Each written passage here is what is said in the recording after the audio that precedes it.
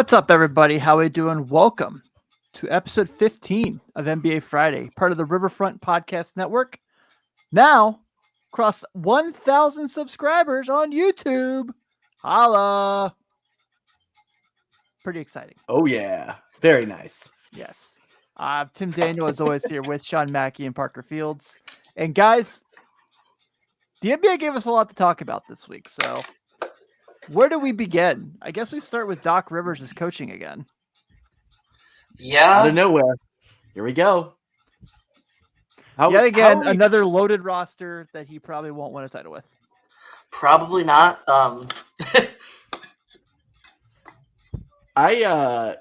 This isn't shocking to me or anything. I mean, you got to look at it from Doc's perspective. If they're calling and saying, "Hey, you want to coach Dame and Giannis?" the answer is yes. Sure. But this whole situation kind of sucks for Adrian. Actually, it really sucks for Adrian Griffin. He finally ended up getting a head coaching gig after being passed over quite a few times before, and the Bucks are not playing the worst basketball in the world by any stretch, and I think it kind of came as one of those shocking moves, but I know I said this the other day in a text message, but ever since David Blatt got fired from the Cavs years ago after they had the number one record in the East, pretty much that opened the door for anyone to get fired at any time in coaching. And this is just one of those sad things that happens. And here we go. We had a telegraphed move. I feel like Doc was already in the pipeline to go before this even happened. Wasn't he like some sort of advisor to the team? No, he was doing like ESPN, and he was like doing Bill Simmons pod. And no, he was an advisor too. Sean's right. Oh, I didn't know that. Yeah, he was an advisor to the team too. I was about to say the biggest losers of this is the Ringer. The Ringer. Yeah, he's been awesome. He has been awesome. I like him on the games too for ESPN. Honestly, I like him on the games. I'm kind of sad from that perspective because are they just going to run Mike Breen and Doris Burke now? It's like, is that the crew? I guess. Or are they going to bring back Mark Jackson? No, please don't. That. No. I don't want Mark back. Okay. No, I'm. You didn't also, like I'm Mama. There goes that man. No, I've never been a Mark Jackson fan. I've always liked Jeff Van Gundy. I think he's a great mind. I think he's funny and everything, but I hated them as a duo. And I was sad that Jeff ended up going. I like both of the Van Gundy guys on the mic. If you threw them on the mic at the same time, I think that'd be fantastic. Anyways, getting off topic, but Doc Rivers coaching again, inherits a fantastic team. I don't know. This isn't going to work, right? No. No. My thought process with this, honestly, from like the Doc Rivers Bucks perspective, I don't think he would have left for like any situation. Like I think it would have had to been like the Bucks or the Lakers. Yeah, the Lakers. Want a new coach, like a team like that. I don't think he was leaving unless it was something like that, a chance to coach like generational players. And for the Bucks perspective, like at least now they have a defensive-minded coach. They've been horrible defensively. We're going to see if it was a buy-in thing. They're whooping the Cavs' ass right now at the half. I mean, it's not like a blowout, but they're looking really good from what I watched in the first half. And you guys see that video of them dancing before the game? No, I have not. You guys didn't see that? Yeah, they were like dancing before the game, all hyped up and stuff. So it seems like they really were not a fan of Adrian Griffin. Well, yeah, I guess it was like, Terry Stotts got fired like right after the preseason. And part of the big things why Dame was really interested in playing in Milwaukee was that Terry Stotts was on staff. And that's like his favorite coach he's had. And then, yeah. So that was like, this isn't off to a good start. And then we get to, I guess it's like Giannis is like told him that they want to switch to defense. They won't, and then Bobby Portis literally calls him out to the media. It's like, this is something. Yeah, I mean, if you're Doc Rivers, like Sean said, you absolutely take this job. It's a situation where you get to coach these guys. Giannis is probably, in this stage, the best player he's coached. Maybe, No, 100% the best player he's coached. I mean, maybe Embiid, but honestly, I think Giannis. I'd still rather have Giannis than Embiid, even though how good Embiid is. Giannis has proven it in the playoffs and stuff. He's won a title. Right. Yeah. I mean, Dwight was pretty awesome when Doc had him, but he wasn't this good. Yeah. So that makes it interesting. But I think the Dame part's going to be really fascinating because Doc definitely favors guards. He really developed guards really well. I mean, look at Rondo. Was like awesome with Doc and kind of catapulted his career. So I'm really Can he get Dame to play defense is the question. That's like the last piece of the gauntlet for Dame, right? Like you can shoot threes, you're a 3-level scorer. Can you play defense? I mean, yeah. I mean, in terms of just scoring point guards, what top 2? He's the second best scoring point guard ever outside of Curry. Like, who else would you say is a better scorer? Unless you count like Harden as a point guard when he was on the Rockets. Yeah, Isaiah Thomas, maybe. Yeah. Yeah, but that's probably kind of it there. I am kind of curious to see if there's any like big moves he tries to make too, as far as acquisitions. Right after this, any because the trade deadline's in all of 2 weeks. Mm-hmm. Yeah, we're not talking about that enough. Yeah, well, don't worry, we're gonna have a segment on that here in a few minutes. Okay, all right. Yeah. Cool. You know how I love that. Right. That's agreed. This is my favorite part of the NBA season to talk about, like the trade deadline, talk about trade ideas, stuff like that. This all NBA fans care about. Very few are just like really fascinated by like, what's on the floor. It's like all the drama of who could be traded, who's going to go on this team. It's the like, off season is more entertaining sometimes than anything than the trade deadline. Sometimes it is. It is.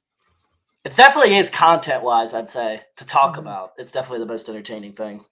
Yeah, but this will be genuinely interesting. I'm excited to see how everything plays out with Dwight, and I mean not with Dwight, but Doc and everybody. But let's go ahead and get to, I guess, some of the other things happening in the league right now.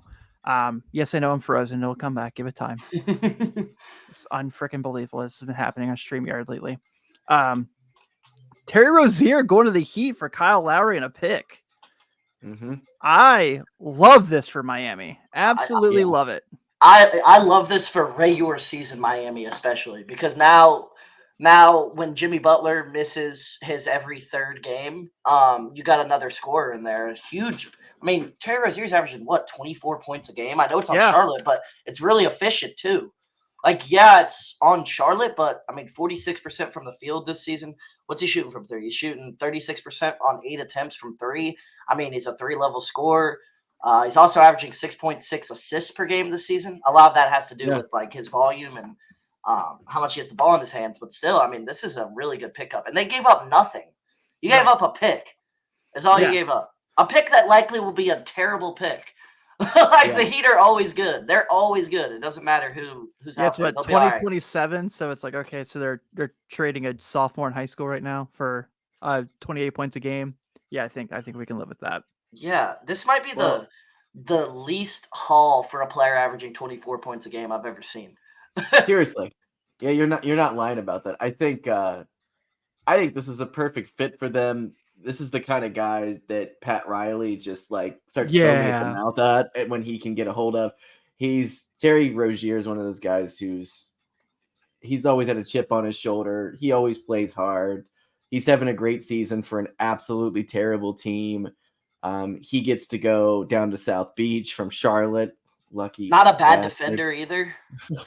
Yeah, not a bad defender either. I love this. I think this is a great move for them. I think this is going to give them another scorer and another guy to go with Jimmy down there. And I'm excited for this team. Slightly more than I was, which wasn't that much, to be honest with you. They're really good. Like, I know, but like I don't know. I feel like this team was missing a piece. I don't know if this is the piece, but I'm thrilled that they made a move this close to the trade deadline, and I think it's one of those. I think it's an under the radar move that's going to end up paying off tremendously. In April. Yeah, and you have to think about the fact like Jimmy Butler becomes a top 5 player as soon as April comes around. He goes from borderline top 20, like barely top 20, to randomly as a superstar. Yeah, I really wanted to watch some of the Heat game tonight, but since they're playing Memphis, and there's this wonderful thing called blackout restrictions on League Pass still. The worst. 24. We live 5 hours from Memphis, and we can't even watch the games. We live 4 hours from Cleveland. We can't watch them. The Pacers, whatever. I 2 get hours. the Cavs though on because a Reds fan, so like Bally Sports, I can watch the Cavs games at least. Memphis, you have to illegally stream it to watch the game. It's so stupid. Yeah, because you used to be able to watch it on Bally Sports. Yeah, Yeah, you can't anymore. Can you watch the Pacers on Bally Sports still? Yeah. Yeah, you can watch the Pacers on there. Yeah, I really wanted to see how he looked, but look at the box score again. I have no game film in front of me. Doing total Scary Terry stuff, and I'm sure since it's his first game, he's coming off the bench. 19 minutes in, 7 points, 4 rebounds, 3 assists, 2 steals. Hasn't shot the ball necessarily well, but is making up for it in other circumstances. Yeah, I love this fit. He looks like a Heat player too. Like he just looks like he plays for the Heat. He epitomizes the stupid old Heat culture thing that we all make fun of, but it's a real thing. I saw Gilbert Arenas on his podcast tried to like discredit it. I'm like, Gilbert, I love you, but you're not going anywhere with this. What was he saying? He's saying that there was that thing where like I guess LeBron was saying that he didn't need Miami to accomplish what he accomplished, and everyone's like, I'm pretty sure your 4 years in Miami is why you're in the GOAT conversation. Oh yeah. Well, I should say at least plays a part. The Cleveland and LA championships are pretty incredible. They are. But definitely helped develop him as well. Yeah, definitely made him like learn how to win in these circumstances. And I think that so I guess in like he tried to say that Miami needed him more than because LeBron, Wade, and Bosh could have gone anywhere and they chose Miami. Yeah. It's a lengthy like thing that he went on. But I like Gilbert. I just disagree with him there. By the way, the Pistons got another win today against Terry Rozier's former team. So what's that, 6 now? That is 6. All right, guys. Who's watching a Pistons Hornets game? I'm just curious. Yeah. I had the over. It didn't the guy who's I wish I could share my screen. Well, it can't even because you can't even show like the NBA website. But yeah, I had the game on. I'm not gonna lie. Dude, what is like this is gotta be like it's the worst draft. And like it's probably the worst draft since the Kenyon Martin draft to be in this situation where it's like there's just no like everyone's like I'm trying to figure out the best way to put this. So there are guys I like, but there's no one that I'm like franchise changer. And I know people were like, well, 2020 was different. 2020 was the same thing. Like, no, I think a lot of people knew Anthony Edwards and LaMelo Ball were going to be really, really, really, really good NBA players. Agreed. So this doesn't have that. Like Alex Sarr's good, but I don't know if he's like, he's Jabari Smith Jr. to me in some circumstances. It's like, oh, he's a nice piece to add to your team, but I don't think he's like all worldly. This NBA is more the star. 2021 draft or 2022 draft to me. Like, yeah, I mean, Paolo's really freaking good, obviously, but like, does he ever have like top 5 player? I just don't see it. It's 2022 with a less talent level. Yeah, but you know what I mean? Like Paolo, like obviously is really good, but I don't see top 5 player. He could definitely prove me wrong, but I just don't think there's a game-changing, best player on a championship team in this draft. Yeah, I agree. I completely agree. Next year's draft is freaking loaded too. So if you're the Pistons, you should have done this in 25, not this year. Agreed. Yeah. Cooper Flag, that's going to be pretty awesome. His class, that's going to be exciting. I don't think anyone's really fired up to be picking in the top 3 in the lottery to get Matas Puzelis. No. I don't think so either. Okay. Hold on here.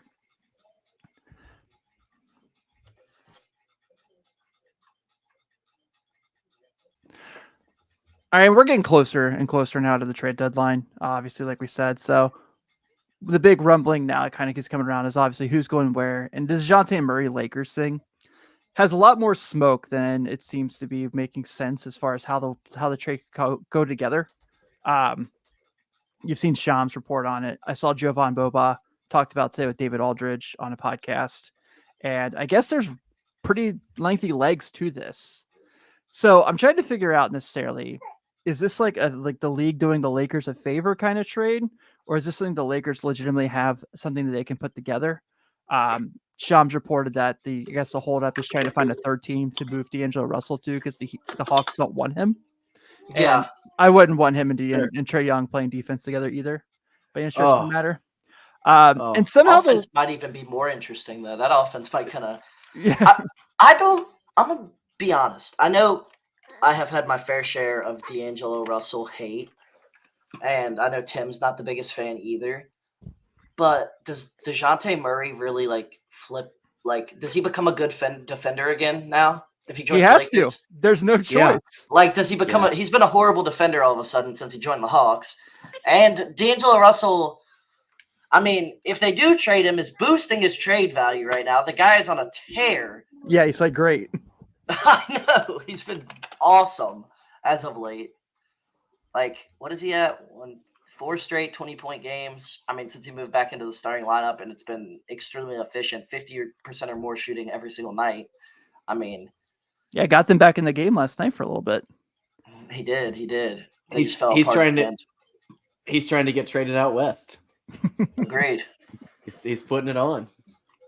Yeah. So the other thing is that I guess Atlanta's like, what about Austin Reeves? And the Lakers are like, that's not happening. So this sounds more and more like it's a thing where Atlanta is like, you guys are just trying to get off the money. Yeah, because who are they even going to get back from the Lakers? Schifino, the 2029 maybe first, Rui, and Rui. Yeah. Oh, yeah, that's such a bad. I wouldn't even do that. I would if Dejounte, I'm the Atlanta Hawks. Just get some wing starters. Get like a wing player from a team. Like shit. If I'm Atlanta, I'm waiting for a better deal than that. Yeah, there's gotta be a better deal on the table someplace for that. Then why is it this close to being done? Why is it like it almost happened and then there's additional conversations happening? I don't know because the Levine thing couldn't, Yeah. And Levine never plays anymore. He doesn't play basketball anymore. He just I don't know because there's like 14 guys the Lakers are apparently linked to, like always, but Murray seems to be like the one that's the most likely, which I think is funniest because it's the worst trade scenario. Like the Caruso DeRozan combo trade that's been rumored, I could see that coming together. The Cam Reddish, let's go. Yeah, Cam Reddish, Rui, and Schifino and a couple firsts. Like, yeah, I could see that coming together. This one is like far fetched, but it has like the most likeliness from everything you hear. So I don't know. It's going to be really interesting to see how this pans out. But if they do get Dejounte Murray and keep Austin Reeves, I really like this team on offense. Yeah, and yeah, I agree. The only question I have, like from the Hawks' perspective, like we're talking about, Schifino has looked awful in his very limited opportunities. He's looked horrible. Yeah, he was. Like, he doesn't even look like an NBA. He doesn't look like an NBA player.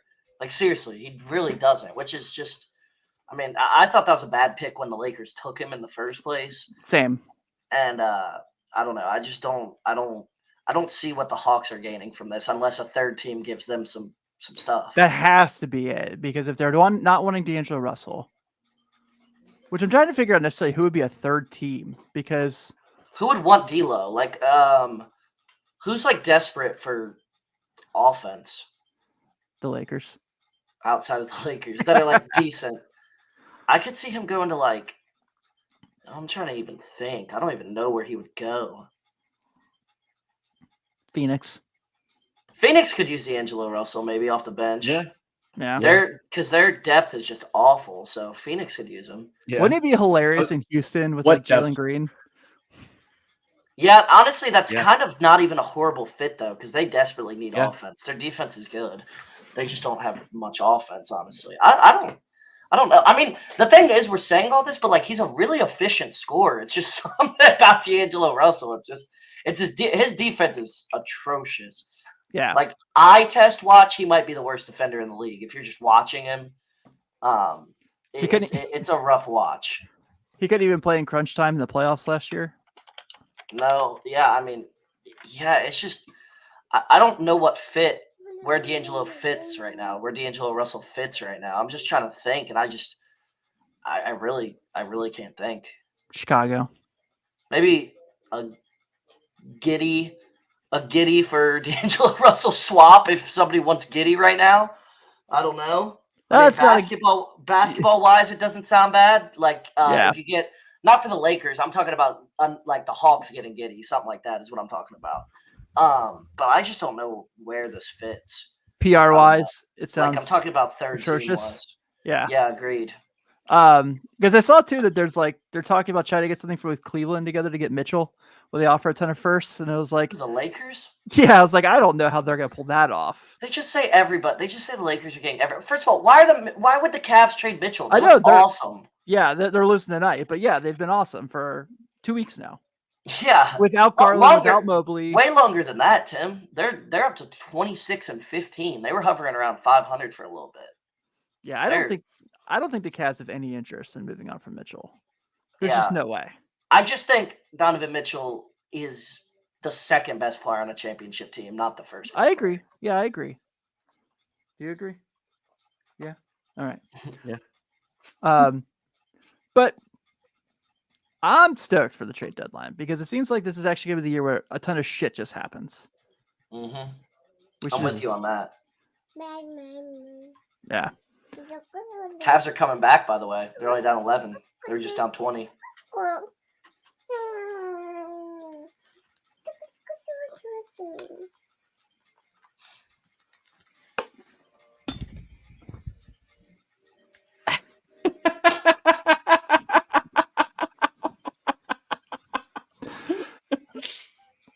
Well, all right. Well, technical problems. Moving on. Technical problems. Yeah. All right. Let's get into the flashback segment here. So this was going to be a fun one because I kind of wanted to talk with recent news and how things are going. I wanted to dive a little bit into the summer of 2007, going to the 08 season, when the Boston Celtics, coming off a 15-win year and about to lose their star player Paul Pierce, pull off the first big three of the modern era that everyone remembers and seems to forget, saying that the Heat started the big three era. But I wanted to get a little bit into the details of how this came together because I think in hindsight, people are like, "Oh, Danny Ainge is a genius," and what he did to get all this was so awesome, and it worked out great. Obviously, 2 finals appearances, 1 NBA championship, but everyone seems to overlook the fact that Ray Allen and Kevin Garnett had to say yes to this to work out. So it wasn't like it was simply just as simple as, oh, hey, we made a couple trades. It was like we had to convince people. And Kevin Garnett tried to not go. He tried to stay in Minnesota. Yeah, out of loyalty. And they told him, they were like, you have to go. You have to go. This is it. But also Kevin McHale, man, lifelong Celtic running the Timberwolves. Right. Come on. Yeah, literally. I remember draft night that year when Ray Allen got traded. I remember watching that live on TV. That was like, I think that was pre-Twitter, I think. Oh, it's like 07, had to been. Yeah. So, I remember watching that live and just going, wow, that was, and them announcing it, back then when you announced a trade on television, I mean, you were hearing it for the first time. And I'm like, wow, they got Ray Allen. And I mean, he was still good. He was still really, really good. Yeah. Then. I mean, they got him. I mean, he was a little bit over the hill at the time, but like a perfect person to be moved before he started going down like a downward trajectory in his career. And what a move, man. What a move. Getting him was big. And then obviously the Garnett trade. And it really kind of looked like Al Jefferson was going to be like it might have been one of those moves where like a couple years later you were like, oh God, I can't believe they traded Al Jefferson, but it ended up working out really well for the Celtics because Al Jefferson, while he did end up putting up some good stats in Minnesota and then eventually selling his soul to the Charlotte Bobcats, like the Celtics made out, man, and they ended up going to the finals immediately the first year this team was assembled. And Rondo, here's the other thing about that team. Like Rondo was coming off and he became a different player when those other guys arrived. For sure. Like he was absolutely elite the entire time he was united with that team. Like he was so good. He went toe to toe with Derrick Rose the next year. I remember in that first round series, I mean, they were just going at it and they were so competitive. And I think about that a lot. And I don't think Rondo gets enough credit for that team's success. 100%. And this team kind of has lost the lure about them because they just talk way too much about their one ring, like over and over, like they were the greatest team ever assembled. And they didn't invite Ray Allen to the reunion. Yeah, they just they've kind of ruined the all of this team in all seriousness because of how they talk and stuff. And I think a lot of people my age probably have no idea that Ray Allen was averaging 26 points a game the year before he joined the Celtics. Yeah. So he was a very good player the year before he joined the Celtics, and then it just kind of went not downhill. He took a big sacrifice that people talk about Chris Bosh, but I mean, Ray Allen definitely took the biggest sacrifice of any star players like that. Yeah, he did. So here is what the trades look like. So here's what all Boston gave up. So the Garnett trade was Ryan Gomes, Gerald Green, Al Jefferson, Theo Ratliff, Sebastian Telfair, 2009 firsts. On Ray Allen, he was traded along with the pick that was Glenn Davis for Jeff Green, Wally Zerbiak, and Delonte West. So, yeah, wow. You can see why that team was not very good the year before, and then they make these deals. But I remember the thing that really kind of jumped out was, like you said, Sean, they just kind of immediately hit the ground running. But it was like they still feel like they needed to get guys, and then they get James Posey, and you're like, oh shit, they got James Posey. And then in the buyout market, they got Sam Cassell and PJ Brown, and PJ Brown ends up being huge for them down the stretch. Yeah. That was just kind of unbelievable. I thought that it felt like at that point, because Doc Rivers won the title, and at that point, we didn't know. We knew the stack the roster was, but it was like, oh, this guy's going to win a ton of titles. And now we're still sitting here, and he said even better rosters. And he's been back to the finals once. And it was with that same team. Yeah. And they had a 3-2 lead on the Lakers. They were up 13 in the fourth quarter of Game 7 and could not pull it off. No. And unbelievable. This team definitely, these guys aged faster than expected, especially Kevin Garnett was one of the big reasons they didn't get over the hump again. Kevin Garnett was older. It's just he didn't show any signs in Minnesota, and then he got to the Celtics after the first year or two. He started to really slow down. Once what was it? The second year he tore his knee up. Yeah, because they were even better for stretches that year. And then they didn't go far that year because he got hurt and stuff. I remember. Yeah, and that was one of those things where they downplayed it until the last minute, and then I remember Doc Rivers was like, we saw him out on the court today. He goes, there's just no way he's coming back. Because there was all this talk. Everyone's like, oh, he's going to end up getting on there. And then they had that, epic 7-game first round series with the Bulls, greatest first round series ever. And made it out. They killed him in Game 7, just killed the Chicago Bulls in Game 7. They moved on to Orlando, and they gave Orlando hell. But Orlando was destined for the NBA Finals that year. Yeah, they really did. I mean, that Orlando team, that's the team that beats Cleveland. Yeah.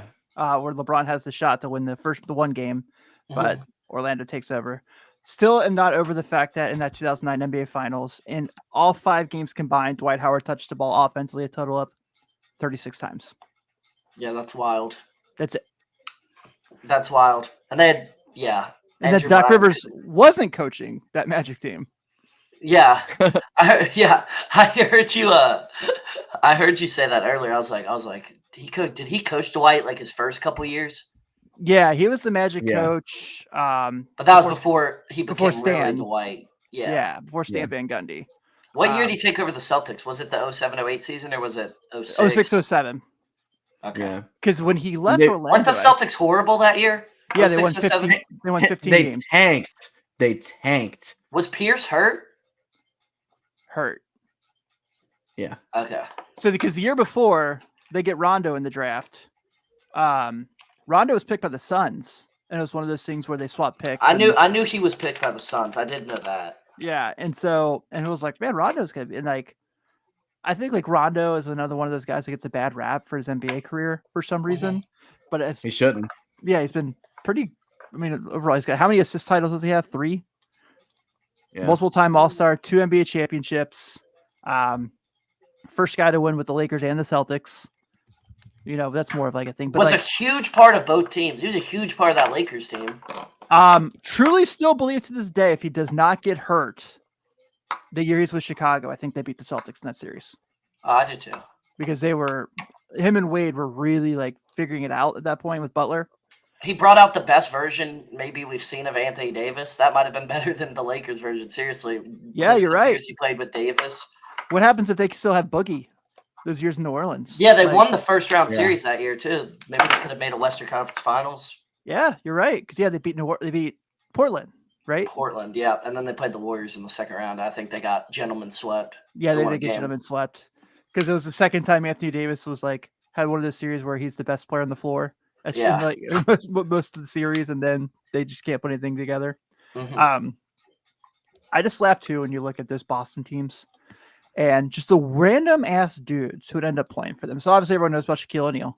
Yeah. So they trade Perk and Nate Robinson. They get Jeff Green back at one point. Jeff Green. Jeff Green was supposed to be like the future of the team. Him and Rondo. They were building for him and Rondo to be the future after these guys got older. I remember Jeff Green at Georgetown, and I was like, yeah, that guy is going to be unbelievable in the NBA. And he is now, to an extent of the fact he's still in the NBA, and he overcame those heart issues. He's still a productive player in his late 30s. Yeah. Let's not forget his early years in Oklahoma City too. He looked like he was going to be a huge part of that team, that original Oklahoma City Thunder team that was assembled. He was the third banana there, man. I mean, he was a great player. I love the way that guy's carried himself and played his career. He's been awesome.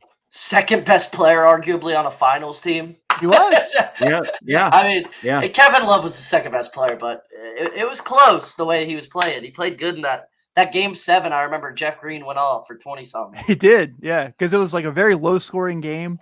And it was LeBron and Jeff Green had all the points damn near from the team. Yeah, that was I love that game 7. LeBron has that block on Rozier, that kind of, and then Tatum gets that dunk on LeBron to start the fourth quarter. I love that game. Yeah, that Celtics team's just a lot of. It's just really funny when you look back on it. There's so many. Stephon Marbury. Remember that was his last stop in the NBA before he went to China. Mm-hmm. Yeah, that was so random. He was on that team. I'm trying to think of some of the role players on that team. Eddie House was a role player on those teams. Yeah. I'm trying to even think who else. Scott Pollard. What was Poe's first name? Poe. Leonard Poe. Yeah. Scott Pollard. Big Baby. Yeah. Scott Pollard was so funny because he signed with the Celtics. Why'd you pick 66? He's like, every other number was retired. Yeah. I'm trying to think if there's anything else I want to touch on from that group. Sam Cassell was on that team. Sam Cassell was on the title team. Yeah, I don't remember if he was on the team the whole year, if he was picked up in the middle of the year. I thought he was picked up in the middle of the year. Yeah, I don't know. Probably the middle of the year. I'm just looking at the roster we forgot to mention the White Mamba was on that team. Brian Scalabrine. Yeah, he was. Yeah. How do we miss him? I know. How do we forget about Scalabrine on that roster? The human victory cigar. James Posey. We're up by 30. Put him in. Yeah, literally. Glenn Davis is by far the youngest guy on this roster, him and Rondo. The rest of these guys are all in their mid to late 40s now. Do you remember when Garnett made Glenn Davis cry during a game? No, I don't remember that. I think it was the second year. He rips into him really bad one game. And you just see Glenn Davis on the side. That's where he became Big Baby Davis, right? That was why he got the nickname. Yeah, I didn't know that. Him and Nate Robinson were really good for them in stretches. They called themselves Shrek and Donkey. Mm-hmm. They were fun. I mean, I hate to say because they were a Celtics team. They're certainly not as good as this current Celtics team is, but they're still better than this current Celtics team. This team's got to win a title first. Then they'll be better than them. They got to win a title. Agreed, Parker. Yeah, that's a good point. This Tatum Brown duo's got to win a title before I say they're better. I would say talent-wise, I think I'll take this current. Yeah, but yeah, definitely. You're right. But yeah, they got to win a title though. Yeah, I definitely agree. All right. Anything else we need to touch on for that before we get to our draft? I don't want to touch on any more Celtics. Yeah, LeBron in Miami the Miami Heat just assembled this team. That's why they weren't a thing for much longer. Yeah, that always makes me laugh too. And like Kevin Garnett was like, we didn't give a shit about them. We didn't give we broke them, and it's like all those guys that you played with on that team ended up playing with LeBron at some point, except for you and Pierce. Literally. Yeah, and Paul Pierce, we know how all of us feel about Paul Pierce too. So It's like yeah, absolutely. All right, folks. So this week's starting five, I figured I would do a nice one since it was my turn to pick. And you see the shirt Sean's wearing, and you know Parker's also a diehard Kentucky fan. So we're gonna do our starting fives are gonna be picking the best NBA players to play at the University of Kentucky of all time, not just currently, because that would be still a pretty lengthy draft. Truthfully, most of these guys are going to be current. Cal, they were great, but it wasn't a lot of NBA players, truthfully, till the Cal era. Yeah, I mean, like Rondo, Jamal Mashburn. There's some older guys too. We'll get into, but not Dan that. Issel. Yeah, I was about to say Dan Issel. Kevin Greavy. But I think, let's see. So I had the first pick this week. So it'd be me, Sean, Parker is the route. Okay. So I guess like at this point, even though I just named all those guys and there's like, Jamal Mashburn is one of my favorite players of all time. I think if I'm trying to take a team, I think you have to go Davis at this point, right? I don't even think, I think it's an obvious pick. I think that's not even close. Too. About to be a 10-time All-Star, NBA champion, Olympic gold medalist. He's gonna end up a top 30 or 40 player ever. Yeah. Yeah. I think Davis is an easy number one. Agreed. That's what I would have picked if I had the number one pick. Same. I would have definitely going Davis. All right, Shawnee. All right. So it's my pick next. Ooh. This is going to be a tough one. I'm actually going to go with if we're going to start a team right now and we're basing this off of this player's height, I'm assuming, correct? Yeah, Kentucky players only. Kentucky players only. Well, yeah. Sean drafts Russ Smith out of Louisville. Peyton Siva. I'm like Purvis Ellison. No. I'm gonna go ahead and I'm gonna take Jamal Mashburn. I got to do it. Yeah, like one of my favorite players ever. I feel like that's logical. I like that. I like that pick. I'm gonna go with just who at their peak I think was the second best player from Kentucky. I'm gonna go with Devin Booker. Actually, to be honest with you, nice. I think he's been the second best player of the era under Cal. So I'm going to go Devin Booker. And then my second pick, I'm going to go Dan Issel, NBA Hall of Famer. Definitely the best player from Kentucky ever before the Cal era, just in terms of what they accomplished in the NBA. So I'm going to go Dan Issel. One of the best Nuggets ever, too. Yep. They don't have many of those, so. Yeah, it's true. It's true. All right. Am I back up? Yep. All right. Well, I'm taking my favorite Kentucky Wildcat ever. You knew I was going to do this, Tim. It was coming. Tony Delk. Best player. Tony Delk. I'm taking him, man. Best player. I mean, come on, man. It's fair. They don't win in 96 without him. No. I like it. I'm not against it. Yeah. I got a signed Delk card in my collection. Let's go. Nice. Nice. All right. So Parker took Booker. All right, let's go and just take my backcourt. I'm going to take Shea. I'm going to take John Wall. Yeah. Nice. Not a bad, no bad picks there. Yeah. Very good. All right. Am I back up again? Mm-hmm. Tell us work, Sean. Damn. Snake. Just throw me right back on the spot here. All right. I am actually, you already took John Wall. I'm going, let's just keep this going. I'm just going to be the old guy here. I'm taking Antoine Walker. Nice. I'm taking him. Yeah. Good pick on that one. Mashburn, Delk, and Antoine Walker. I like it. Yeah, I'm basically Rick Pitino coaching the Celtics right now. That's who I am. For mine, I'm going to take my point guard. I'm going to go De'Aaron Fox. And then my center, I'm going to go Boogie Cousins. Nice. So I got Boogie, Issel, Booker, and Fox. I need a small forward for my last pick. I debated taking Boogie. I just couldn't pass up Shea. Yeah, yeah. All right, all the good big men are off the Not list true. here. Not true. Okay. Yeah, there's two you're missing that are really good. So Sam Bowie, right? No. Sean, one just scored 62 the other night. They're the ones in all NBA. All right, yeah.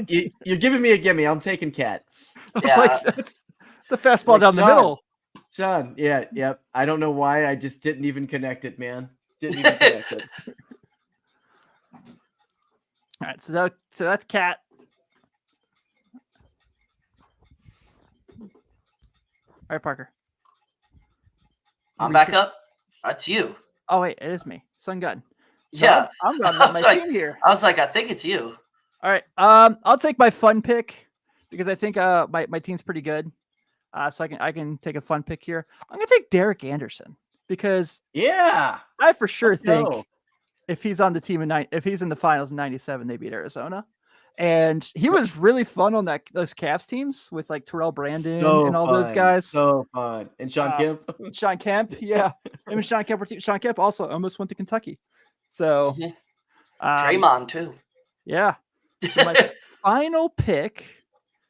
And there's like 40 guys I'm missing. I'm sure, just because of how, like I said, like the Cal era has just been. This is what it's been the whole time. My final pick. So Davis, Shea, Wall, and Derek Anderson. I'll tell you what. Who should we take? Oh, I know. We're taking Tayshaun Prince. Good pick. I was gonna take him. That's a good pick. Yeah. Okay. All right, I got one more pick left. And I don't know where to go here, guys. We're getting slim pickings. You know what? I'm gonna take the guy who unfairly had to fill in for Michael Jordan in the 1999 or 2000 series. I'm gonna go with Ron Mercer. Nice. I'm going almost all 90s except for Cat. He's just holding me down. I'm gonna go. My last pick. It's gonna be my favorite Kentucky player ever. Not really a swing, but you know what? He can play the wing. He's about to be a 3-time All-Star. Julius Randle. That was my favorite Kentucky player. There you go. Really? I'll go Nice. Julius Randle. Nice. I love Julius Randle. I love that. I like that team a lot. Him or Malik Monk were my favorite. I like that team a lot. I liked James Young a lot in college, but I'm not going to draft James Young. I thought he was going to be good in the NBA. I'm not. I did too. Especially when he got drafted to the Celtics, I was like, "Oh man, he'll develop lefty so well." Shooter. You kidding me? And then he just never developed into anything. But I'm gonna go Julius Randle. That was my favorite Kentucky player. I like it. Yeah. No Archie Goodwin love in this draft, unfortunately, folks. No not a good NBA. No Mark Pope. No Brandon Knight. No Kid Gilchrist. Kid Gilchrist. Oh. Awesome in college. Awesome college player. So good. No Marquise Teague. No, I can't believe he was there. Yeah, no Marquise Teague. One guy I was about to take, he was my second favorite Kentucky player. It was him or Randall, where my favorite was Malik Monk. I loved that team. I love the Fox and Monk Kentucky team. So I was about to take Malik Monk as well. I love Malik Monk in college. All right, Parker. This means it's your turn to pick the draft next week. All right. This is, you know what? We did the 90s. Let's do the 80s draft. This will be fun. Do it. I'm in.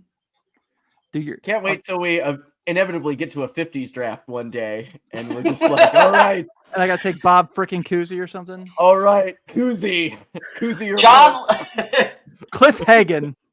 You're like going through like your we start talking. Terry like, Kissinger. We're just off my team. Yeah, go for your old my team guys. You're like, oh yeah, this guy. I'm going Dolph Shays. The worst draft honestly would be the 70s draft. That'd be worse than a 50s draft. Yeah, no, seriously, a 70s draft would be rough. You're like Oscar, Kareem, and that's the draft, right? Everyone, thank you. Even Oscar, that's like towards the tail end. That's not even like his prime. So it's more like Dave Bing would be like a top 10 selection. Yeah, you would. Bill Walton is there. Bill Walton for like his 2 seasons that he was healthy. Yeah, in the 70s. Dr. Freaking J. Pistol Pete's on that roster for sure. It's not as bad. It's not as bad as you remember. Parker. It's definitely the worst era though in terms of talent. It is. It is for sure. But you could probably make decent teams out of it. Oh All right. yeah. But all 80s next week. This is gonna be fun. Yeah. We're Magic and what year were Magic and Bird drafted? Was it 81 or was 80? It 80. Yeah. I was about to say, I was thinking it was 79 for a second. I was like, oh, you could count them. They played like a couple months in the 70s. Technically, yeah. I think that's right. I don't know. I don't know what year they were drafted though. Yeah, because the title game was 79, I think. Was it? Yeah. Yeah. Let's yeah. So Magic Johnson's first season in the NBA, yep, it was 79. So they technically played in the 70s. All right, guys, we're gonna go wrap this week's edition of NBA Friday up. Thank you all for tuning in. It's definitely appreciated. Like as always, if you're checking us out for the first time and you're checking us out on YouTube, please take a second to hit that subscription. Whatever podcast app of choice you're using, please make sure to give us a subscription there as well and a nice review. So on behalf of Sean and Parker, this is Tim Daniel. Have a good night, everybody. See you guys.